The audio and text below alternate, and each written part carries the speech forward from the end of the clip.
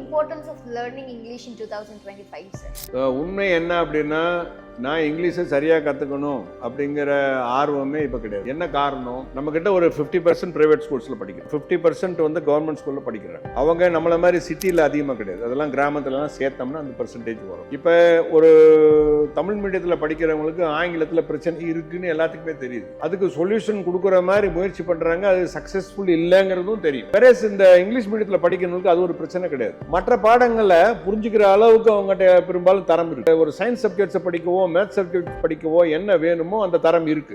ஆனா நீங்க வந்து எதிர்காலத்துல பெரிய ஆளா வளர போறீங்க, அப்போ உங்களுடைய லாங்குவேஜோட குவாலிட்டி இம்பார்ட்டன்ட். அதை வச்சு நீங்க உங்களை நிறைய பேர் உங்களை மதிப்பீடு செய்வாங்க அப்படின்னா அதுக்கு செய்ய வேண்டிய வேலை இப்ப இருக்கு ஸ்கூல்ல இருக்கும்போது.